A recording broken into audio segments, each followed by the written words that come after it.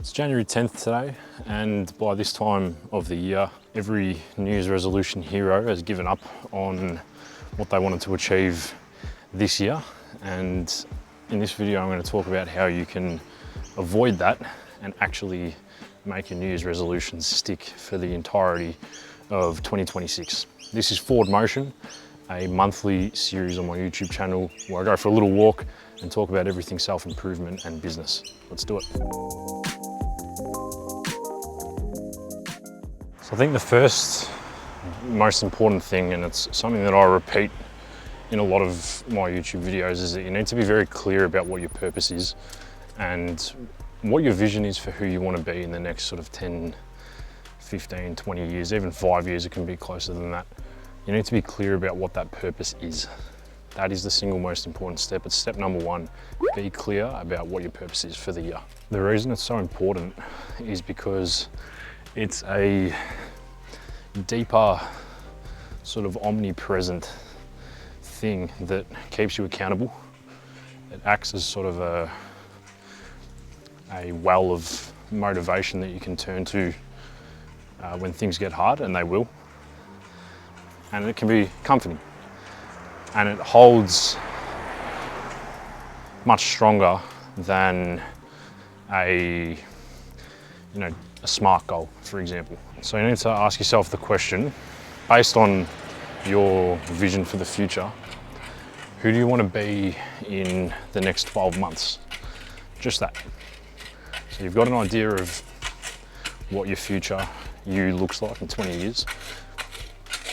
Who do you have to be in 12 months' time to become that person in 20 years? Once you've got that in mind, who you want to be in 20 years and who you need to be in 12 months for that to actually happen, that's when you need to assess your goals.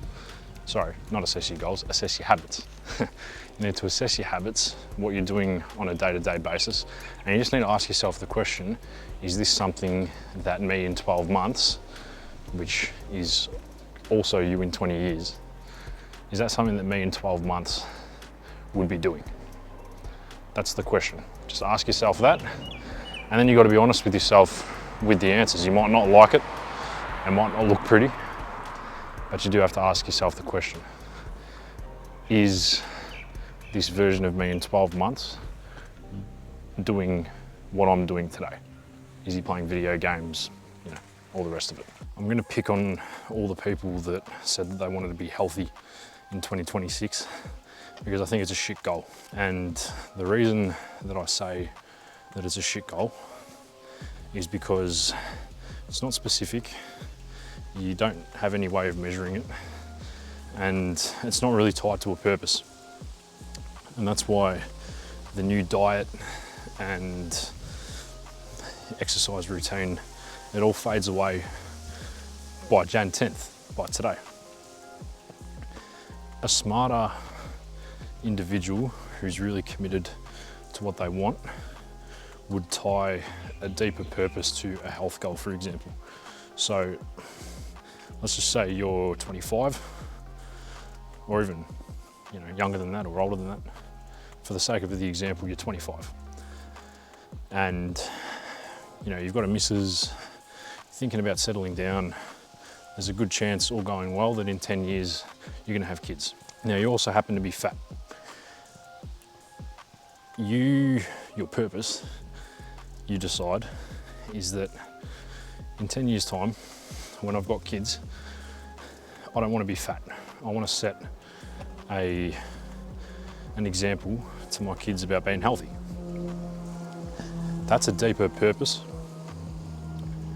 and that is going to hold up way more in tough times when you don't want to follow your diet and you want to have a burger, or you want to have some chocolate, or it's cold and you don't want to get up and exercise in the morning. That purpose holds up 10 out of 10 times against someone who just said on January 1st that they were going to have a healthier 2026. It won't. That's the winner. Another example would be you're aiming for a job. You're aiming for a certain position in a company, or maybe you want to start your own business, be a successful entrepreneur, whatever it is. whatever your career path is. You might say, okay, I want this position. In 10 years' time, I want to be a CEO, or I want to be CFO or COO, whatever it might be, manager. You apply the same principle. Who do you need to be in the next 12 months for that long-term career goal to become a reality? If you want to be a head of AI science at fucking NVIDIA or something, you need to spend the next 12 months learning about AI, everything you can. Otherwise, that's not going to even remotely become a reality. If you're a CEO, or you are aspiring to be a CEO in 10 years, again, you need to figure out the same thing. Who do I need to be in order to be a CEO? Some of the skills that CEOs have: communication, leadership, business administration, these things. So, okay, in 12 months, I need to build up these skills as a leader, as a communicator, as a manager, and then you're in a better position to do that. So that's how you alter and assess your daily habits based on what you're shooting for. And when it's tied to that deeper purpose, that long goal that, you know, at the time it seems out of reach, but in time and with time, compounding can become a reality. That's a deeper purpose that, like I said before, it holds up during the harder times when you want to give up. A couple of other things that I want to note about setting goals and having New Year's resolutions and whatnot is that 12 months is a really, really, really long time. Every single year it goes very quickly, and we get to Christmas and New Year's and we all wonder where the time went. But if you go too hard too early and you try and be a hero in January, it's not going to work. And that's another place where people go wrong when it comes to New Year's resolutions. If you want to get fit, right, and you've got this gym goal, don't go and try and look like a Mr. Olympia winner or a high rocks athlete or a world champion CrossFitter by January 15th. It's just not going to happen. And for whatever reason, we all sort of get caught up in this euphoria of it's a new year, it's a new me. And we have these expectations for ourselves that we can take on the world. We're human beings at the end of the day. You don't need to take on the world and conquer it by January. You just need to put some habits into place that are going to last a long period of time that will allow you to be that person in a year or in 5 years or whatever it might be. So keep that in mind. The other thing that I want you to keep in mind is that it's January 10th. You know how much time there is left in the year? You know how little time has gone by already? There is so much time left in the year for you to rectify, you know, any mistakes that you may have made. It's very, very easy to feel disheartened after 10 days of the year. Things aren't going how you expected. You're not at the level that you want to be at. And, you know, it's easy to get sucked into the sort of attitude that, all right, I haven't achieved what I wanted to achieve.